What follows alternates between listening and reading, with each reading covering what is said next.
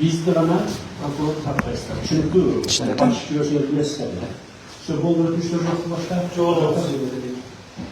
Onda söz tarafta bir şey şartlı bir şeyler sorduğu, ikinci ve dördüncü yıl, önceki şeylerinde toplamını Kırgız Respublikası İçişleri Ministerliği'nin devlet hakkında görüşü, devlet oğlunun yetkisi, Bayışkın, Ayıtalı Kasıklı Kırgızistan, Nazarı Şebatları Doktoru İçerisi Kamalı Terbiyeleri Teknik Yöneticileri Üçü, Mart'ın Kırgız Respublikası İçişleri Ministerliği araştırma Cevap Manager'ın içine devresine tamamıyla olmaması gözüküyor. Nasıl bir Kırgızistan bir nazar şefarında koyacağız Kamalı kelime memleketin yöneticileri 13. Mart'ın Ankara'sı gösteriyor.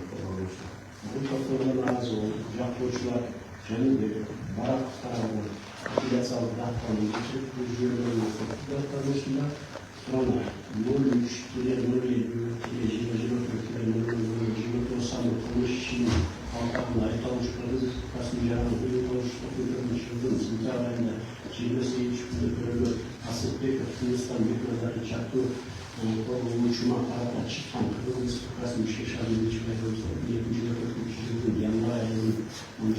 günde yayınlanan Uyutalı çarasının olduğunu üzerinde ortamını gördük ama kabaylaş falan Uyutalı çarasının tanrısını sağladı. Fakat oluştu. Rahmat, hurmatlı студенттер келеген, biz өзүбүздүн жазган даттаныбызды толугу менен колдойбуз. Бул даттанууну биз жактоо тарап жөн жазбайбыз да, апелляциондук порядке. Вполне мындай негиздеп, обоснованно жазып сиздердин алдыңыздарга көрсөтөбүз. Биринчиден, досудебное производствонун тергөө учурунда Первомайский район соттун тергөө судьясынын алдында тергөөчү өзүнүн токтомуну толук колдой алган эмес. Обосновать ете алған жоқ. Неге дегенде уголовно-процессуальный кодекстің нормасында бөгөт қою чарасын біз айтып баратабыз, уже барлығымыз тіле жаттап қалдық. Болған 3-4 пункт бар. Қашып кетеді, же тосқолдық қылады, же болмаса бір дәлелдерді жоқ қылады, көбөгі мындай айтқанда қорқыту қылады деген ошондай нормалар бар. Ошол күндө тергөө судьясынын алдында бир дан далил келтире алган жок, урматтуу судебный коллеги. Азыркы учурда да сиздердин жаныңыздарда келген Первомайский район сотунун келген материалында бир факт жок, качып турат деп. Ошол жерден отмечать этип кетсем, бизди допроско чакырганда, мен допростон бери Асылбеков Тынстанына жактап келатам, допростон баш тарткан эмеспиз. Күбө катарында көрсөтмө бергенбиз. Айыпталуучу катары тартылганда көрсөтмө бергенбиз. Көрсөтмөдөн баш тарткан жокпуз. Следователь айткан, бүт сурооңорго жооп беребиз. Эмнеге дегенде биз баш тартканда ошол жерден сомнение болуп калмак. Качып атат, же бир информациянын мындай айтканда бекитип атат деп. Жок, толук кандай сурооңор болсо, толук жооп беребиз деп Асылбеков менен экөөбүз отуруп допроско катышканбыз. Следовательдин суроосунда кылмыш иши жөнүндө да суроо болгон жок. Каякта турган жериң, кайсы жерде иштегенсиң, Темирлаевга кандай тиешең бар болду, ошол эле суроо. Биз ошол суроолорго жооп бергенбиз. Асылбеков Тыныстан 1 жыл болуптур ошол организациядан пресс-службадан кеткенине. Ошол далилдерди алып, мына силер тергөө экенсиңер. Тергөөнү бүт тарап өткөрүшүңөр керек. Айып тарабын карашыңар керек. Бул баягындай күнөөсүз тарабын карашыңар керек. Пожалуйста, запрос кылып алыңдар. Бунун өзүнүн договорлору бар. Азыр башка организацияда деген карабай, следователь бир тарапты карап, ошол запрос кылган жок. Биз тараптан бүт суроосуна жооп бердик.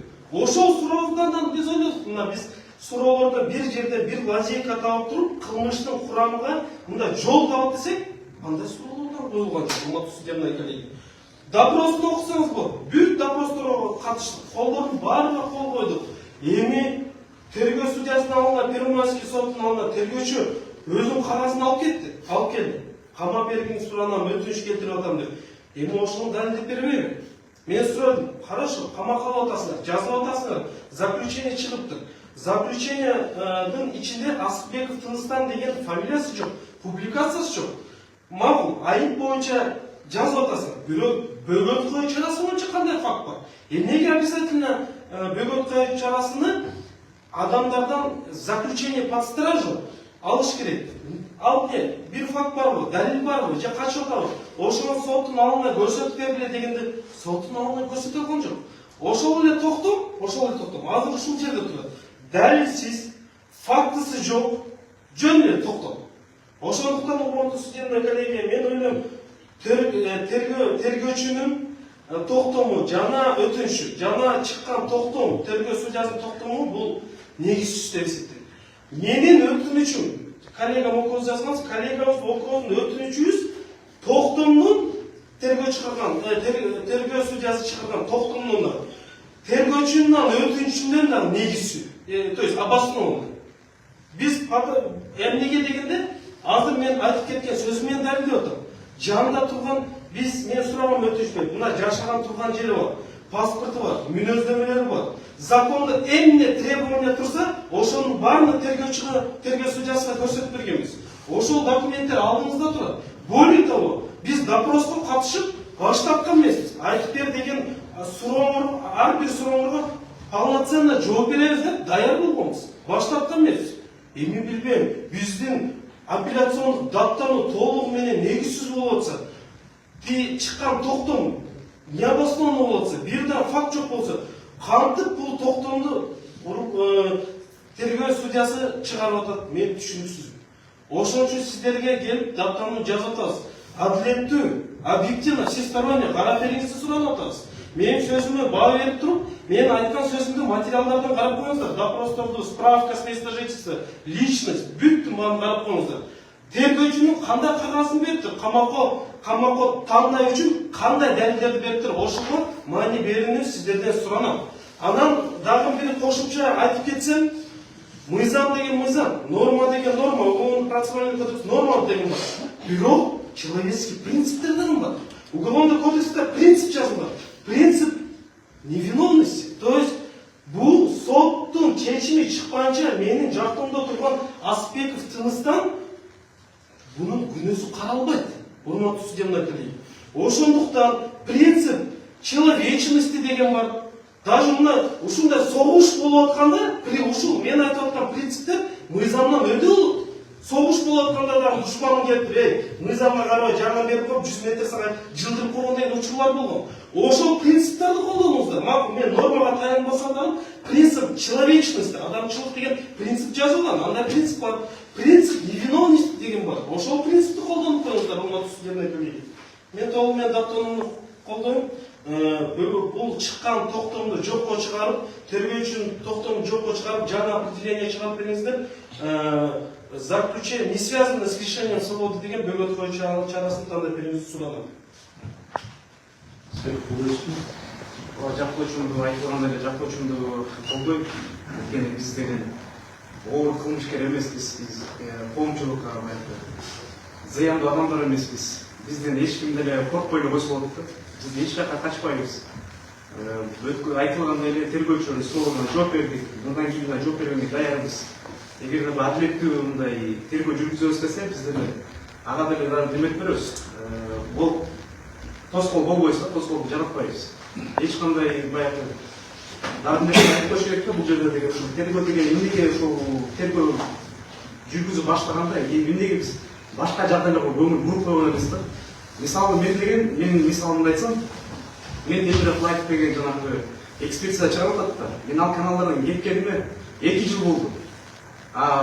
Немелер болсо, тергөөчүлөрдүн эмес материалдары болсо, алар деген жакында эле 2023 жылдын ноябрь-декабрь айларындагы видеолорго таянып жатат да. Анан элестетип көрсөңөр, мен деген 2 жыл мурда жумуштан кетип атсам, анан кантип эле мен азыр жакында эле чыккан видеодон кандай тиешим бар меникичи мисалы. Адамдарды деле баягы баары алып барып эле камай берген деле бул деле оюнчук эмес да. Ошо. Республикасының ішкі істер министрлігінің тергөө қызметінің тергөө тобының жетекшісі Байышев тарабынан 2024 жылдың 17 январында Аспеков Караташ Республикасының Конституциялық кодексінің 4-ші бөлігі арқылы 278-ші бөлігінің 3-ші бөлігінен айыпкер қатарында тоқтауынан қабыл алынған. Башкача айтканда бийлик өкүлдөрүнүн мыйзамдуу талаптарына жергиликтүү башчылыгы жана массалык башаламалыктарга чакырыктарга көмөк көрсөтүү боюнча айыгуу ургузулган. Кыргыз Республикасынын жазык процессуалдык кодексинин 38 жана 271 беримдерине ылайык тергөө судьясы юридикалык баа бере албайт жана негизинен кароого укугу жок. Ошондой эле Асылбек айыпталган кылмышынын мүнөзүн жана коомдук коркунучтуулук даражасын эске алып, ага карата өрткөн чарасы камак түрү тандалган токтоо негиздүү жана айыптоо негиздүү деп эсептейт жана өзгөртүүсүз апелляциялык даттанууну каттандырууну сурайм.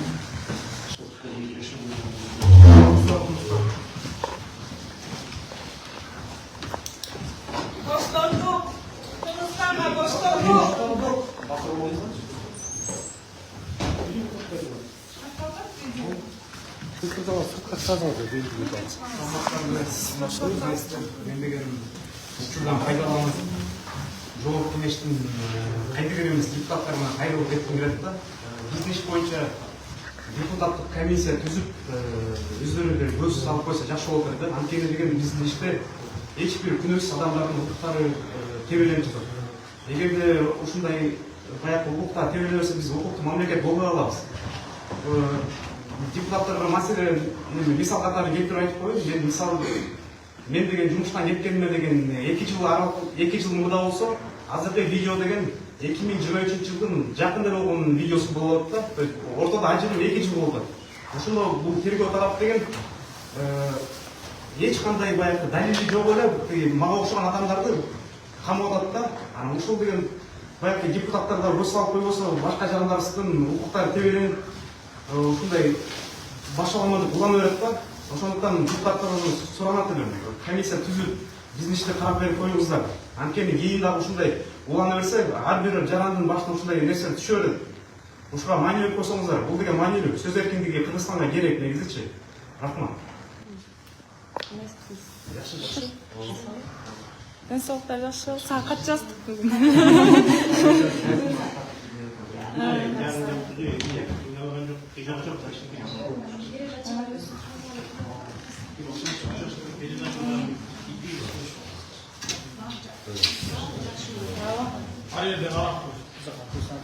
Жакшы болот берсин.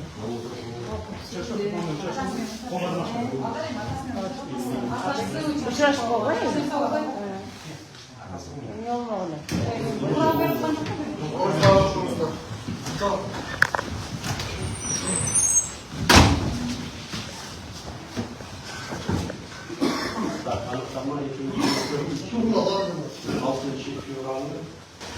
Шишаров сотового кумышта жана укугу бөлүгү сот комитети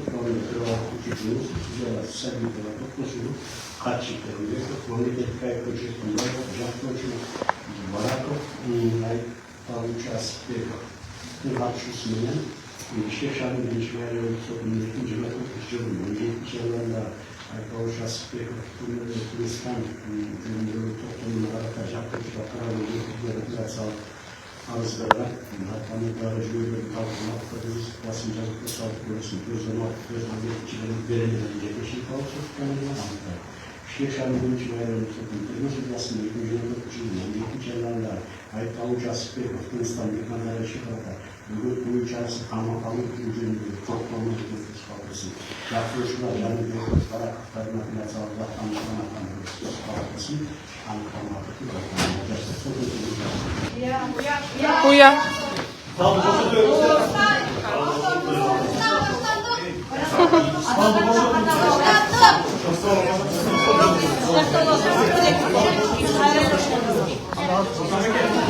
Бишкек шаардык соту иликтөөчү журналист Тыныстан Асылбектин баш коргоо чарасын өзгөртүүсүз калтырды.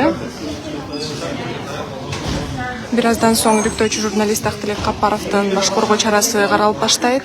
Кайрадан амандашканча саламатта калыңыздар.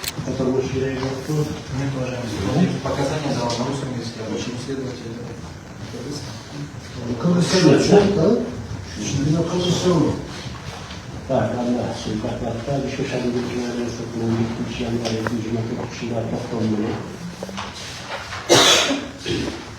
что-то Кыргызстан Ички министрінің берген актінің тергеу бойынша башталған өзгерісті бойынша Айбрауч Капарова бойынша расқамақталып болғаны жөнінде өтініш қанаттандырылған. Іш бойынша Капаров Мадамбек Талайбекович бойынша шарасы Капаровтың 13 март шейінге аралық қамақталып тұрғанын көрсетілген. Утопленная участвующим сахарной национальной движения страна отменить постановление Королевского исследования имени течение заключения последнего течения Капарова Мадамбека от 17 января 2024 года вынесено определение о применении течения связанных с течением свободного течения Капарова Мадамбека. Максат Павлович, да, уважаемый. Спасибо.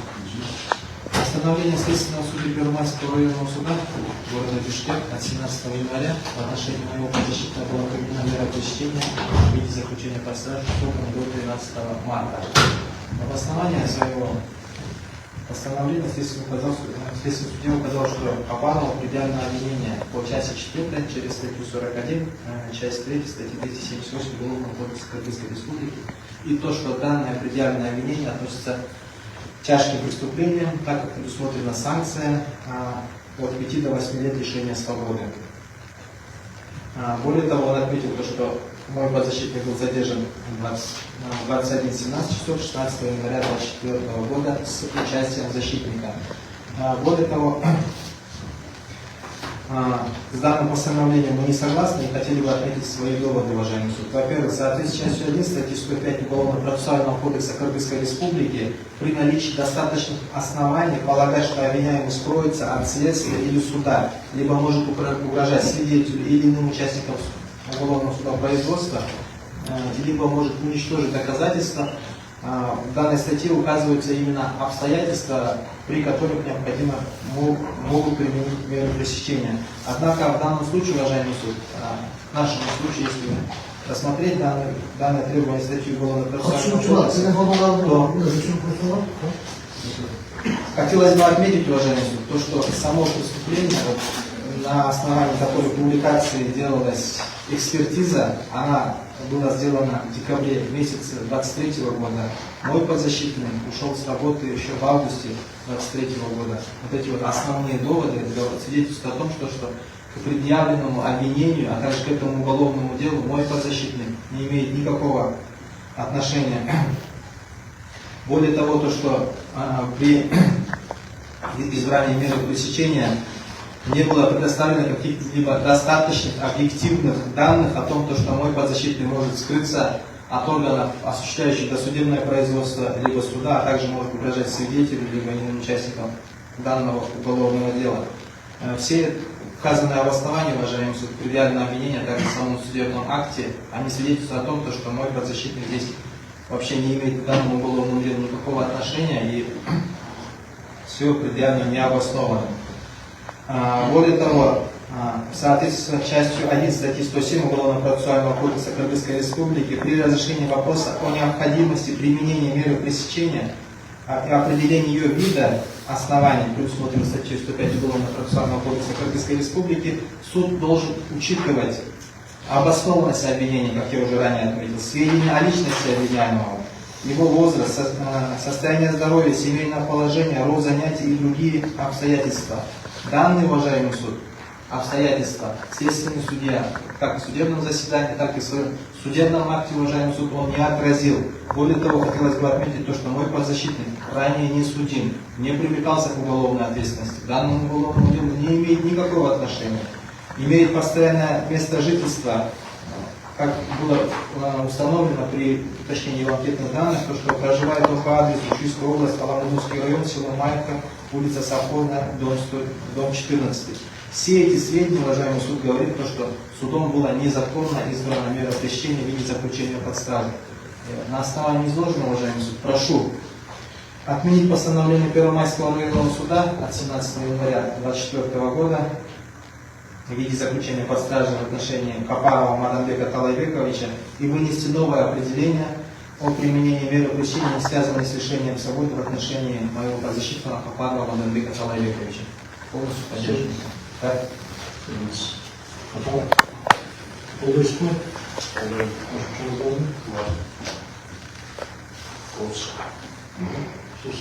17 января этого года в Первомайском районном суде следователь Главного следственного управления МВД Кыргызской Республики просил суд отправить меня за решетку на 2 месяца и признать задержание законным, используя такую формулировку, как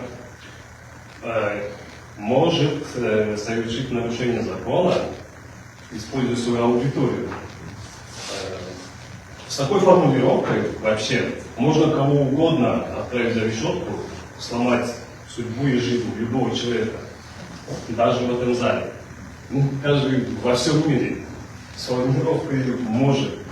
И при этом следователь не предоставил вообще никаких доказательств моей вины, моей причастности.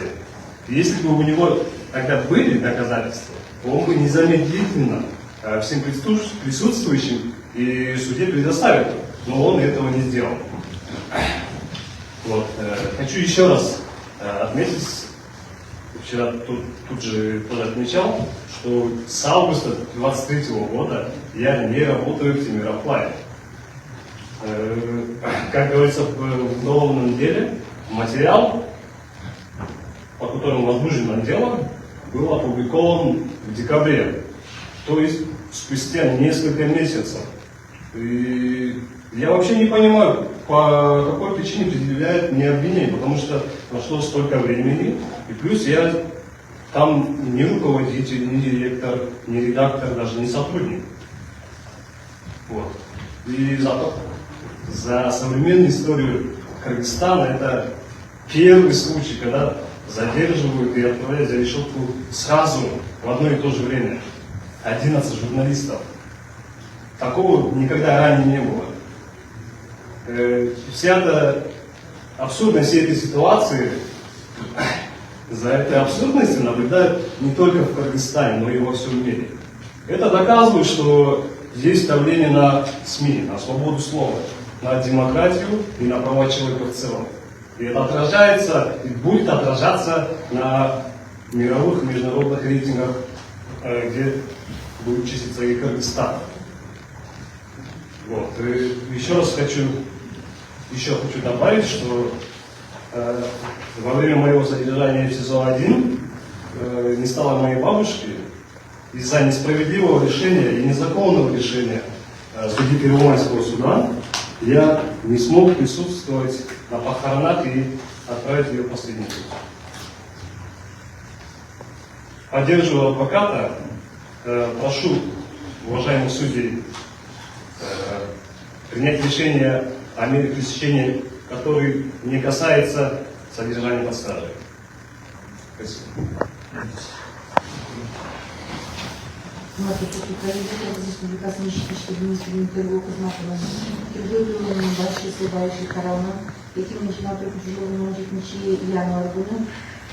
Хабаровдун адамгерлик талаашчысы комитетинин биринчи Кыргыз Республикасынын Коңшу Закон Кодексинин 41-бөлүмүнүн 2 бөлүмүнүн аркылуу 278 бөлүмүнүн 3 бөлүмүнүн менен айырылуусу карата жолдоп коюу чарасы камак түрүндөгү жолдоп коюу чарасы тандалып алынган. Жолдоп коюунун чарасын тандап алууда тергөө судьясы тарабынан айыптуу тарабын жасаган кылмыш тартипке каршы кылмыштар менен байланышкан мүнөзүн жана коомдук коркунучтуу даражасын жана ошондой эле айыпталуучуга козулган айыптын оор түгөл экендигин эске алуу менен жолдоп коюу чарасы камактуу тандап алынган. Айыптуу тарап тандап алынган токтомду негизүү деп эсептейт. Ошондуктан аны өзгөртүүсүз апелляциялык сотунун кантип калтырышын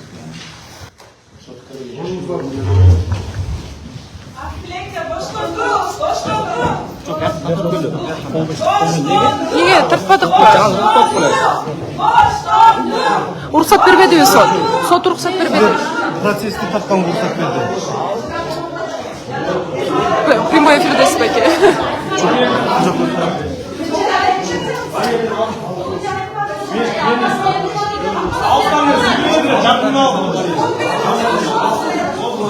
Бар жерге жакындап алды.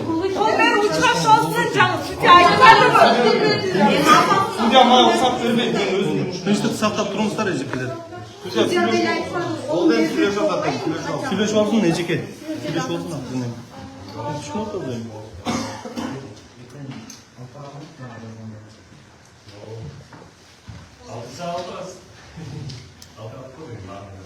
Барған эле қазір атат эми күчтүү болгон буюрса. Баары жакшы болот. Боштондук. Ежеке кеңешпен бөлмеде отырады. Сақтап тұрыңыздар енді. Боштондук болсун алган бұл кісінің орны. Кыз кеңешкен эле көрөтабыз.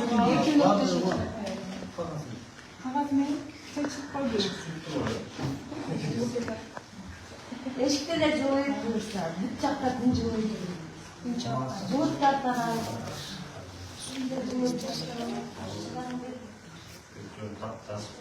Ақтілек қайрылу бар ма түзетірге?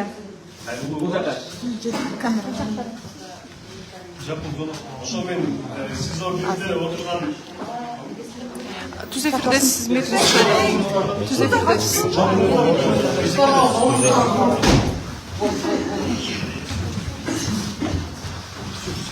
Так, Анатолий, 2026 году коллегиясы құрамында төрағалық өкілдік федерал совет рапортының хатшы Терминбеков мемлекеттік әкімшілігінің Жаппыч Мацапов айтаушы Қапалов ұйғақшысында Шек шарының бірінші майранының сотының 2024 жылдың 17 январындағы айтаушы Қапалов мемлекетке қарата шыққан тоқтауыларға Жақтыш қарауының мәселелерін апелляциялық заттануына, ішкі материалдарымызды, тараптардың пікірлерін, апелляциялық заттануға жүйелерін талқылап, Қырғыз Республикасының жазықтық салық кодексінің 416-417 беренелеріне көкшетау сот коллегиялықта, Бішкек шарының бірінші майранының сотының тергеу судьясының 17 январь 2024 жылдары айыпталушы Қапаров Маданбек Талайбековичке қарата бөліп қою шарасы қамап алу жөніндегі тоқтамы өзгертіліс қалтқысын жақтырушы Мақсатовтың апелляциялық заттанушыған қозғалтқысын анықтама атыртып заттарына жатты. Уят. Зал бошатыңыздар. Ақтілек sen менен тез. Игілік.